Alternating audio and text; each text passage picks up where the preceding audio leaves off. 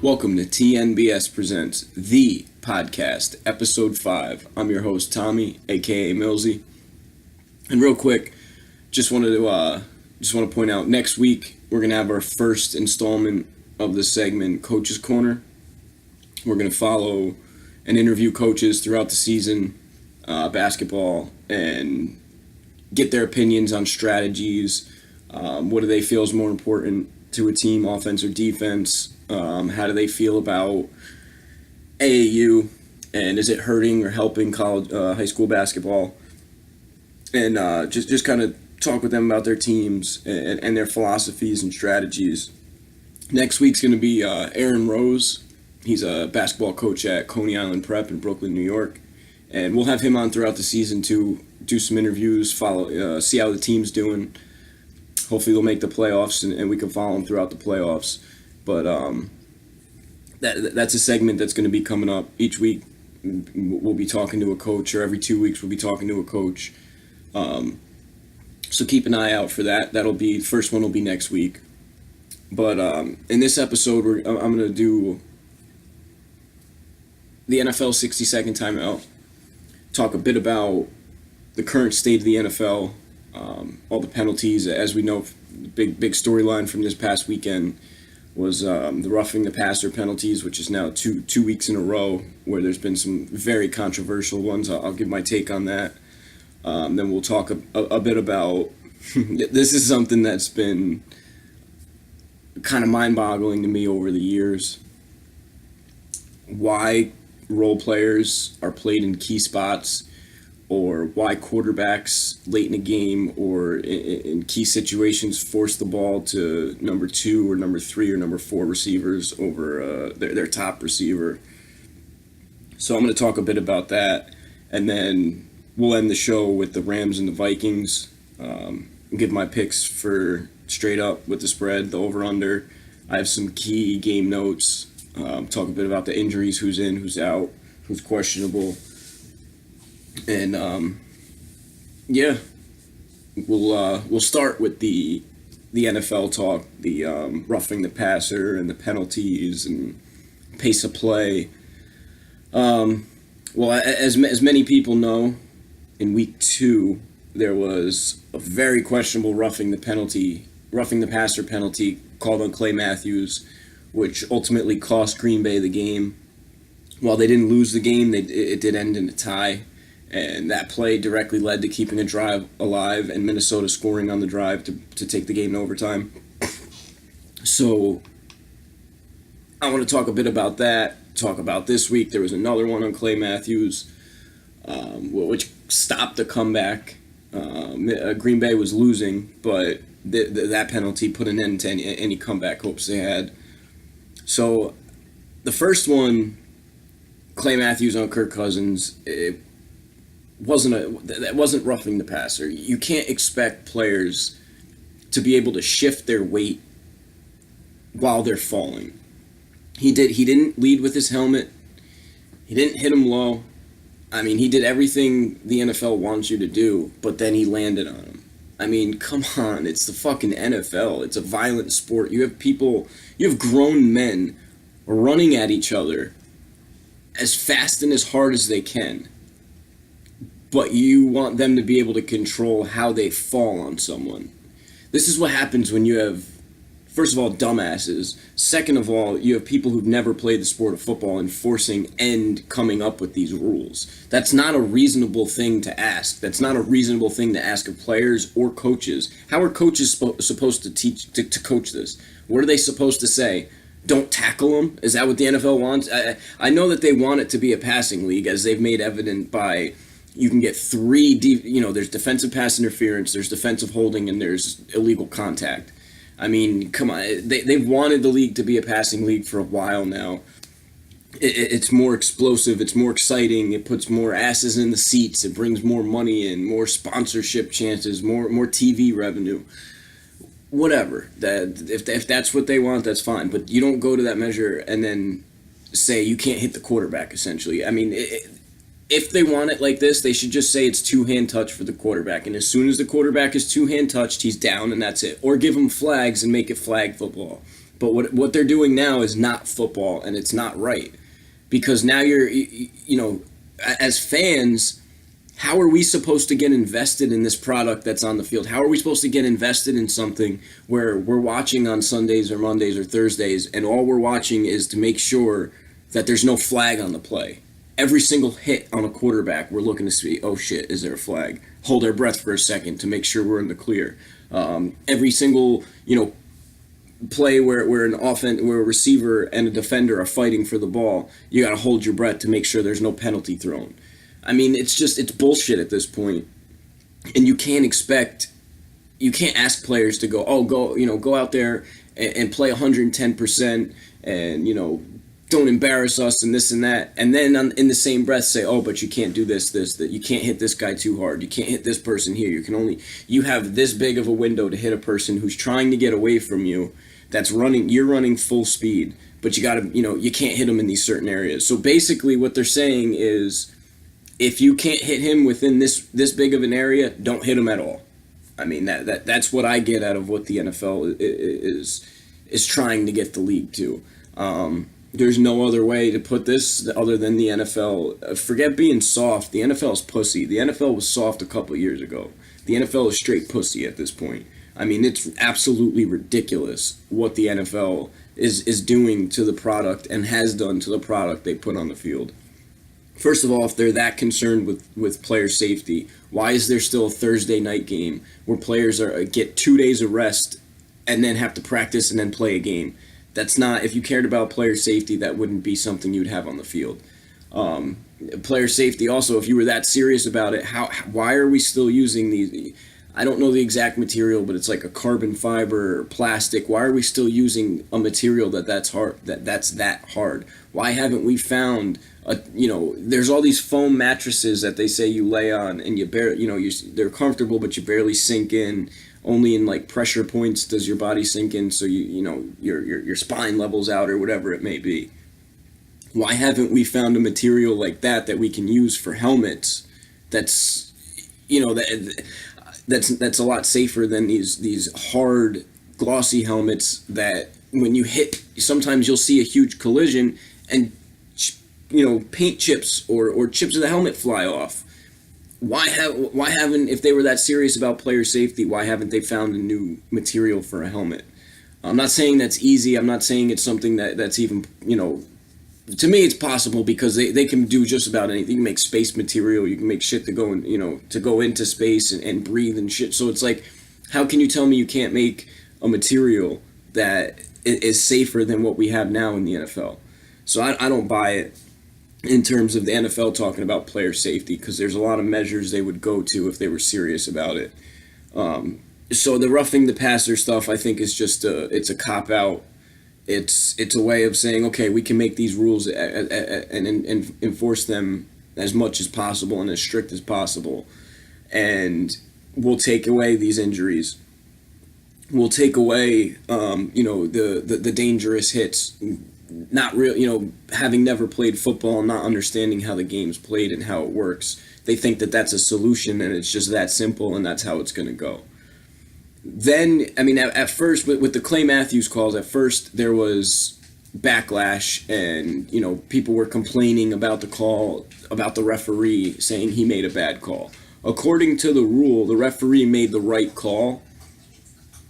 It's just the rule that's the problem. And then people kind of shifted. They went from being mad at the referee to the next day understanding that it was the NFL that made this rule and that the referee was just enforcing it. So now, like I said, fans kind of noticed that and kind of shifted to the NFL and saying, like, what's going on? But the NFL came out and backed the official and said that, oh, well, he made the right call. Nobody's arguing that he didn't, that he didn't make the right call. People realized that pretty quick. Then people flipped and said, the problem is with the NFL and the rule. But then the NFL didn't come out and say anything about that. They stood quiet. They didn't say a word. So it's like, you'll come out and say something again. You'll back your officials, which is cool. It shows you that, you have their back. But then when they start talking about you feel like you have no obligation to respond, which is, if they're, in case they're forgetting, If the fans don't watch your sport and the fans don't watch your product, your league's going to crumble. Just like Mark Cuban said, I think it was 6 years ago. In 10 years, the NFL is going to crumble. And they're right on pace for that to happen.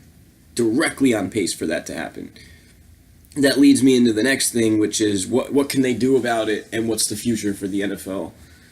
The only thing I think they can do about it is in this offseason, revisit it, because they're not going to make any mid-season changes. They might say, scale it back a tiny bit, but they're not going to make any mid-season changes, and they're not going to, now that they've put this rule in place, they're not going to take it away. They might, a little over time, take a little bit, and then take it away, but they won't come out in the offseason and just say, okay, this isn't working, we have to get rid of it. It's just a saving face move by the NFL. They won't do that. But what they need to do in this offseason is revisit it and say, okay, is this a problem or is this not a problem? And when they realize that, hopefully they will realize it's a problem, and they'll say, okay, we need to do something about this. Hey, this next season, let's scale back on it a bit, and then they'll say, and then after that we'll scale back and scale, and then we'll get rid of it. If they take the other approach and say it's okay, whatever's going on is fine, this is what we want, then I think we have a serious problem, and the NFL has a serious problem. I think then we're going to see this league, like Mark Cuban said, crumble. I don't think it'll be able to withstand that. I mean, in case they haven't noticed, the viewership ratings have declined steadily over the last 5 or 6 years.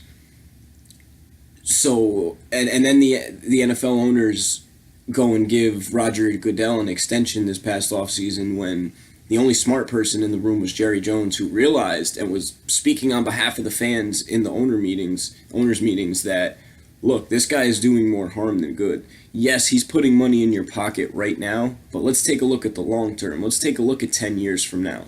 10 years from now, we may not have a product on the field that's making money. We might be losing money 10 years from now because of what he's doing. And Jerry Jones realized that, and realized that Roger Goodell is a problem for the NFL. But the other owners said, oh, well, my pockets are getting fatter. I'm making more money. I've never made more money off of the TV deal than we got with Roger. And now 10 years from now, they're going to be saying, oh, shit, Jerry, we should have listened to you. What do we do now? What do we do now? And it's going to be too late. The NFL will never completely go away, but the NFL will get to a point where it's going to take 10 to 20 years for it to rebuild its brand and get back to where it was. If they stay on this path with Roger Goodell, I honestly believe that Roger Goodell is the kryptonite to the NFL. Now, while he's not the one who directly put these rules into place, it was he also comes up with talking points and issues that are addressed in the owners' meetings and that are addressed with the leagues, the commissions and whatnot. So a lot of this is Roger Goodell. He may not be the one directly enforcing it or the one who directly made the rules, but he was the one who thought there was an issue and brought them to light. So if they already made a crucial mistake by extending Goodell, I think if they in this offseason make the wrong choice and don't revisit it, or they do revisit it and decide to stay with what they have, football is going to be in an even rougher place than it is now. I mean, us as fans, why are we going to invest? We invest time and money. Sundays are football days. You get together with friends and family after going to church, or after spending time with your kids, going outside throwing the football around. Then you go inside, you do your last couple DraftKings lineups, or you get your fantasy team set. You get a couple bets in for the day, and you watch the game with friends and family and have fun, have a good day. While just because of that aspect, I don't think football will ever completely go away, but I think it'll lose its hardcore fans. I think it'll lose its fans that go to the game and spend money, and the ones that consistently spend money on jerseys and merchandise. It'll lose those fans, and then the owners, like I said earlier, will realize, okay, what did we do? So this, to me, could be a very, very, very big issue for the NFL if it's not something that's taken care of sooner rather than later. Now, as far as what the NFL can do to change it, like I said, they have to readdress it in the off season and make the right move. Now, in terms of a rule that they could put in place that would make all sides happy, I'm not sure that there is one. I personally think the issue with quarterbacks, or with hitting quarterbacks, is the low hits. When somebody does purposely go low, I think there needs to be, if you're going to keep it the way it is, it needs to be a reviewable play. It needs to be a play that teams can say, hey, I want you to take a look at that. I don't think that was roughing the passer. If the NFL wants to keep it this way, they have to allow two extra challenges a game in case of roughing the passer. That go specifically to roughing the passer. Though, two penalty or two challenges for plays on the field, and then one more if you win them both. But those other two you get are strictly for roughing the passer penalties. If the NFL wants to keep it this way, I still don't think that takes the problem away, because I don't think the problem is with the calls on the field as so much it was the way the law, or the rule with the NFL. So unless they want to make the changes and are serious about making the changes, which I don't think they really care, as long as they keep making a profit and making a hefty profit, which they will because of TV commercial deals and sponsorship deals. These teams will continue to make money until they won't feel the decline of viewership until the TV deals run out. Then they'll feel it, but they'll notice it in the meantime, and they'll notice the trend, and they'll be able they'll be able to attribute it to something. I just don't know if they'll be able to attribute it to the right thing, because as fans, we're pretty clear and we're pretty vocal about what we do and don't like, and the NFL has never been very good at listening to that. Well, I should say Roger Goodell has never been good at listening to that and doing anything about it. So we'll see. We'll see what happens there. I don't think they do anything to change it. I think it is going to be the way it is, and I think that's just how it's going to go. I just don't see them making a change. I just don't think they care enough, because it's not hurting their pockets right now. Now, time for the NFL 60-second timeout. Jets blow the game at the Browns. The Baker Mayfield love fest begins. Drew Brees rushes Saints over Falcons. AP runs all over the Packers in Washington. Wentz looks rusty versus the Colts, but Philly wins. University of Buffalo blows out the Vikings. Oakland gets tricked in Miami. Ravens dominate Broncos in Baltimore. Eli turns back the clock in Houston. Titans beat Jacksonville in a baseball game, 9-6. That's 3 wins in a row for the Titans over Jacksonville, going back to last season. The Pat Mahomes show continues, 3 more touchdowns. Jared Goff throws all over the Chargers. Rams reign supreme in LA. Cowboys can't score yet again, this time in Seattle. Cardinals blow the game versus the Bears, Josh Rosen time. Student beats teacher, Lions over Patriots. Fitzmagic can't pull a rabbit out of the hat versus the Steelers, and Tampa Bay loses at home. Next up, I just wanted to briefly talk about role players being used in key situations. Now, I've noticed this kind of stood out to me a couple years ago, but this past weekend kind of brought it back to light. 2 examples of it was one in the Cardinals-Bears game, late in the fourth quarter, 3rd and 2. Chase Edmonds is in the game. David Johnson's not. 3rd and 2, and they run the ball with Edmonds and lose 3 yards, so they sets up 4th and 5. In the Tampa Bay game, when Tampa Bay was coming back, it was late in the fourth quarter as well. Mike Evans was one-on-one up top. Mike Evans was dominating the Steelers cornerbacks all game, was making great catches in double coverage. He's 6'5", he's huge. He's a red zone target. Didn't get one jump ball. One-on-one the whole time, didn't get a single jump ball.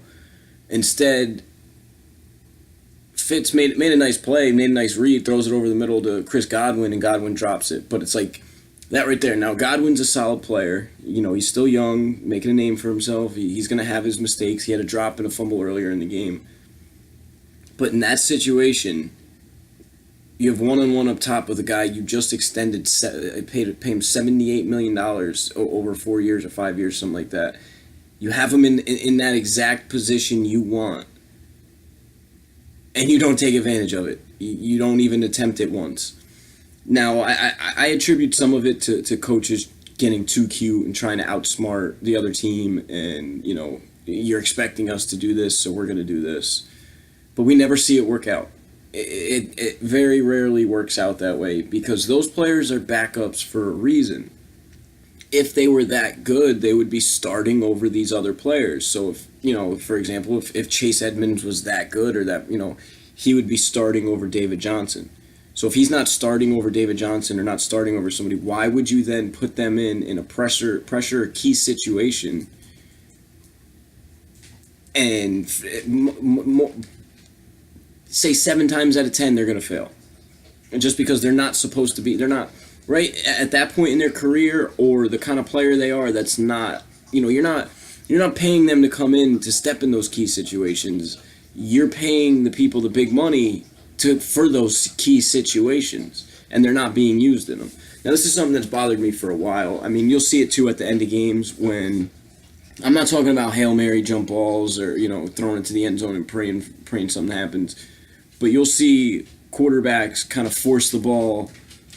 Be late in the game, maybe a minute left, 1 timeout left, down by 4. We'll say they're at their own 35. It's 3rd and 10, and they're trying to make a play happen, and they don't throw the ball towards their top target. For example, if it's Cincinnati, they'll throw the ball to John Ross instead of AJ Green. Now, these players, they're in the NFL for a reason. I understand that. They're NFL caliber players. I'm not denying that or doubting that. I just don't. They're not key situation players. If they were, you wouldn't need to pay Fitz all the money that he gets. You wouldn't need to pay Mike Evans all the money he gets. But these players, you're paying them the big bucks because they've proven that they can do it at the highest level. Most of them in pressure situations, in key situations. And instead, you opt to go to backups, or trying to get too cute and trying to outsmart the opponent in that sense. You want to outsmart them, say, go out there and do what you think they think you're going to do, because for all you know, they may have seen your last game tape or the last couple game tapes and have seen that, okay, you know what, they didn't force the ball to they didn't try and get the ball to so-and-so. Even though it was a 2-minute drill, they were still spreading the ball around, doing this, that. And then a team, they see that, and then they protect it. They have a game plan against it. And then you're thinking, oh, well, they think we're going to go to our best player. And then you don't, and it's what they're ready for. Whereas if you go to your best player, even if it's something they're expected for, you're giving yourself a chance. Because those are the players that you want the ball in your hands at the end of games. I'll use a basketball reference. I'm sure, as everybody knows, I'm sure you want LeBron James shooting the ball over J.R. Smith. I'm sure, for the Knicks, you want Porzingis shooting over Enes Kanter. You want James Harden taking the last shot over Trevor Ariza or P.J. Tucker. I know Ariza's in Phoenix now, but, you would rather... That's why you have those players. That's why they get paid the money they do. That's this kind of situations that those players want to be in. That's why they get the big money. That's why they, they're considered the best of the best, or, the best in the world. That's for a reason. And NFL teams are taking, to me, it's bad coaching. It's plain and simple as it's bad coaching, and there's no other way around it, because there's no explanation you can give to me that's going to say, oh, well, it was better to go to Chris Godwin over Mike Evans. I don't care that Chris Godwin was open. As we saw what happened, he dropped the pass in a huge situation. Tampa's in the red zone on 3rd down, 3rd and goal from, I think, the 4 or 5 yard line, and he drops it.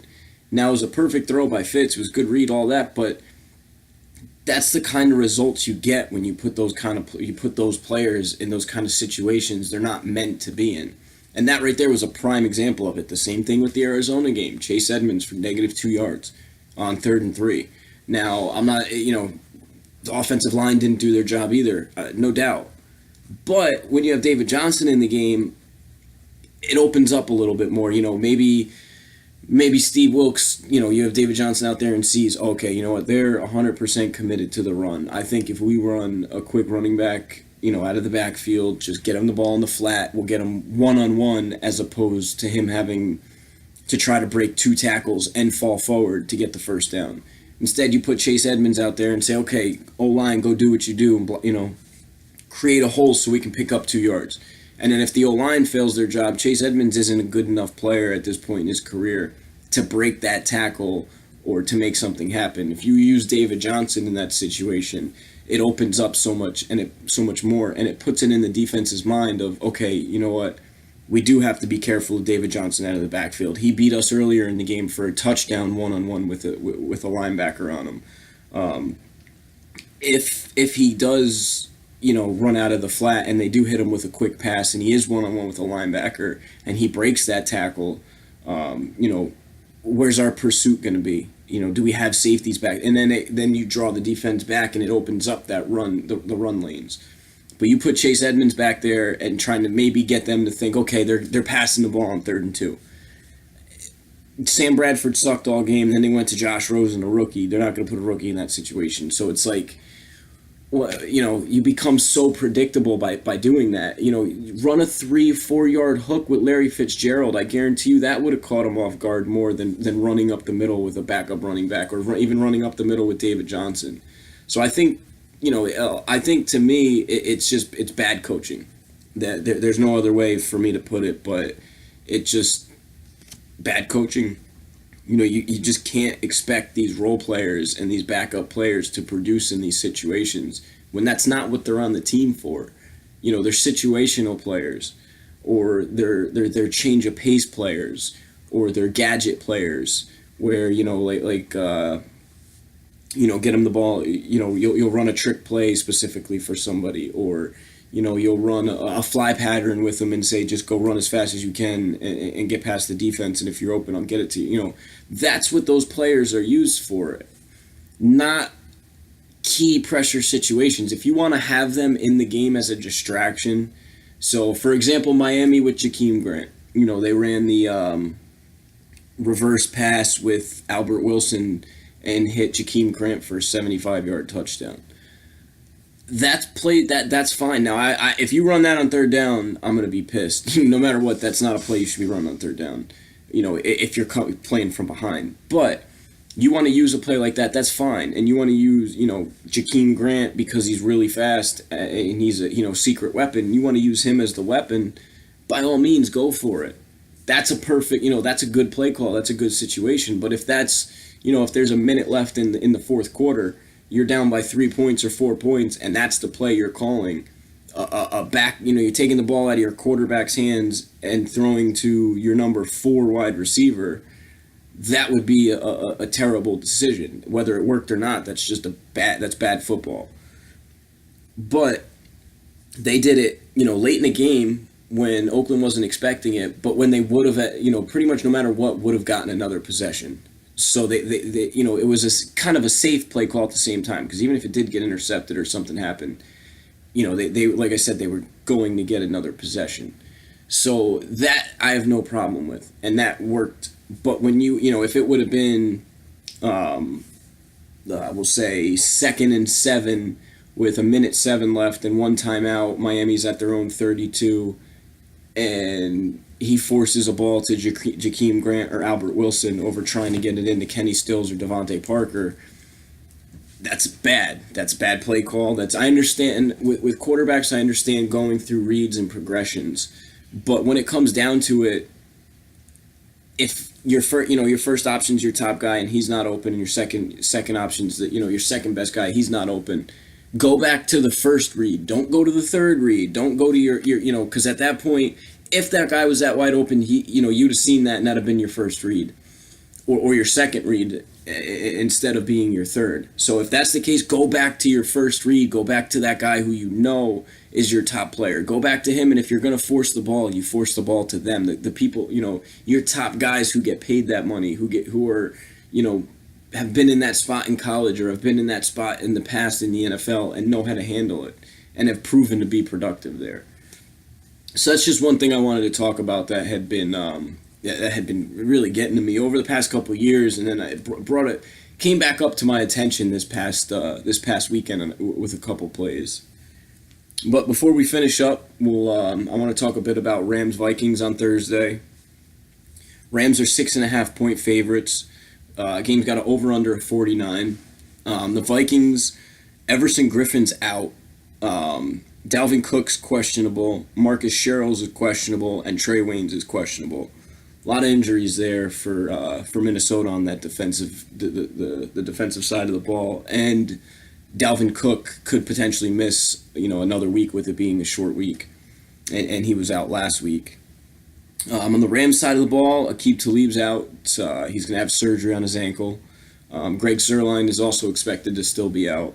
And then questionable Mark Barron, who was out last week, and Marcus Peters. The fact that Marcus Peters is questionable for this game is absolutely incredible. With the two injuries that happened on Sunday between Talib and Peters, Marcus Peters looked like the worst one. Looked like it had looked like an Achilles injury. Thankfully, it wasn't.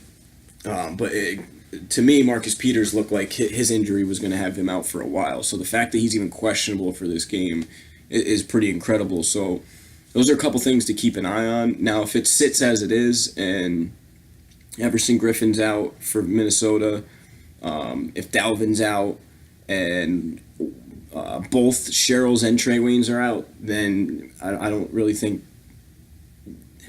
If all of those guys are out, I like the over, surely. And if Dalvin's out as well, you see, Dalvin being out is the key for me, because if Dalvin's out, I don't think Minnesota really has a chance. And the reason I say that is because the Rams last week with their first true test against the running back, I'm not counting the week against David Johnson a test because Arizona's offense is. Sam Bradford threw for 90 yards in that game. Didn't top 100 passing yards for the entire game. So a defense doesn't fear the pass game. They're going to load the box, and you're not going to be able to run on them. So I'm looking at last week in their first true test against the Chargers backfield. Melvin Gordon carried the ball 15 times for 80 yards and a touchdown, 2 catches for 4 yards. Austin Eckler had 4 for 47 on the ground with 3 catches for 24 yards, no touchdowns. Combined, they rushed 19 times for 127 yards and 1 touchdown and caught 5 passes for 28 yards. When they played Oakland in Week 1, they gave up a rushing touchdown to Marshawn Lynch. Granted, he did carry 5 or 6 guys into the end zone with him, but they have given up 2 rushing touchdowns on the year. Not great, no, but they did give up 127 yards rushing last week in a game where they won by 12 points. So, and it was, a 8 to 12 point lead pretty much the whole game. So they are beatable on the ground.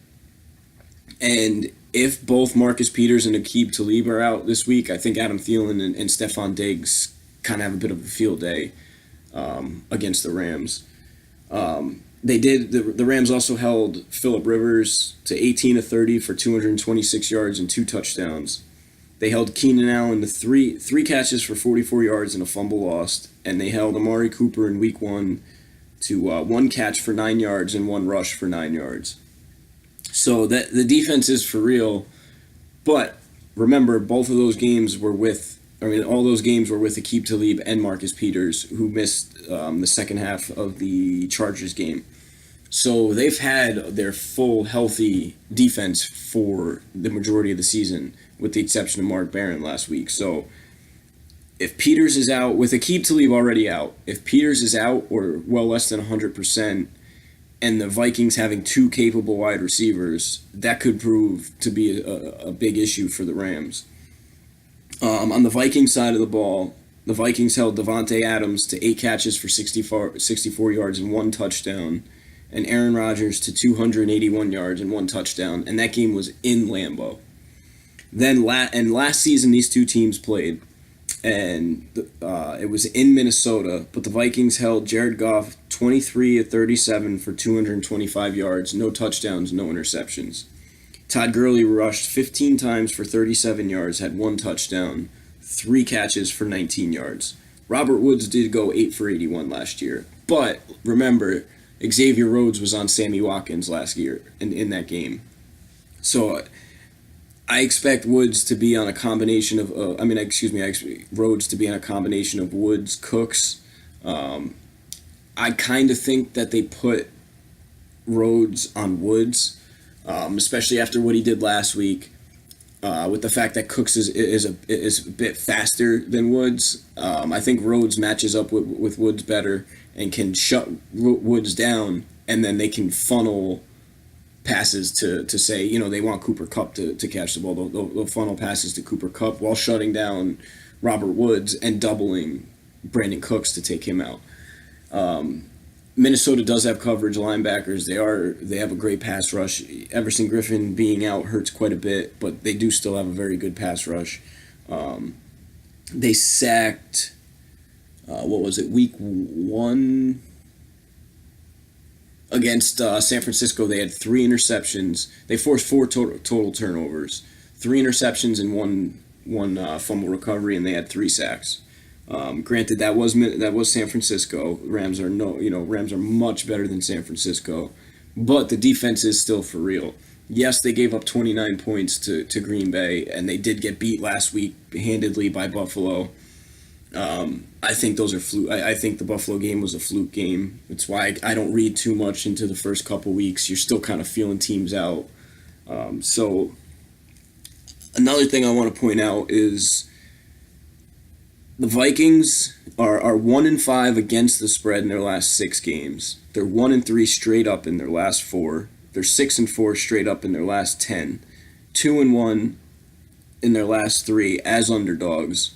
Last season, they won 24-7 versus the Rams, and the game hit the under. The Rams are 3-0 this season as 6+ point favorites. They're 6-1 in their last 7 games as a favorite. 6-5 in their last 11 at home, and both teams are 3-0 in their last 3 with the over/under. I mean, 0-3 in the last 3 when the games, in terms of hitting the over. So their last 3 games have gone on under. Now, all these, reading all that, everything points to the Rams in almost every category. But on a short week, both teams facing injuries and big injuries in the secondary at that. Two cornerbacks questionable for Minnesota, one starting cornerback out, and one starting quarterback questionable for the Rams.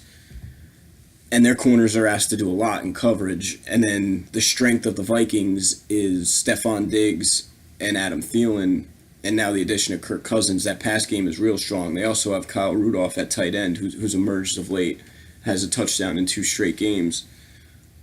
I think the Vikings are going underlooked. I think last week, that game against the Bills has a lot of people souring on the Vikings and hopping on the Rams bandwagon. I'm a huge fan of the Rams. I think the Rams are the Super Bowl favorite to come out of the NFC East. I had actually said that in the preseason when we were doing the NFL season previews. You can go back and check the Rams. One of the first ones I did, I said that they have to be considered a Super Bowl favorite to come out of the NFC. They're better than Philly right now. They're a more talented team than Philly is across the board, defensively, offensively. They're a more complete team than Philly is. They have the best, if not top 3 running back in the entire NFL. At wide receiver, they have 3 starting caliber wide receivers in Robert Woods, Cooper Kupp, and Brandon Cooks. Brandon Cooks has 3 straight 1,000-yard receiving seasons, looking to make, off to the start. He's looking to make it 4, or on pace to make it 4 in a row.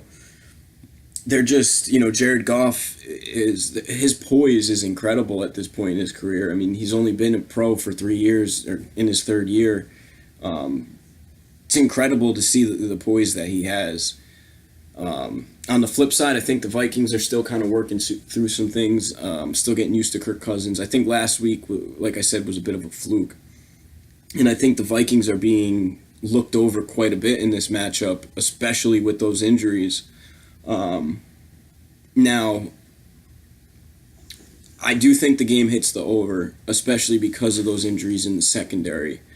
I will say, if depending on Dalvin Cook is the key for me in this game, besides Marcus Peters. If Marcus Peters is out, I like the Vikings across the board, hands down. I just don't think that you can ask 2 backups to come in and stop 2 of the best wide receivers in the NFL and expect to win a game that way. But if Dalvin Cook doesn't play, I'm just if Dalvin Cook doesn't play, it just worries me a bit for the Vikings.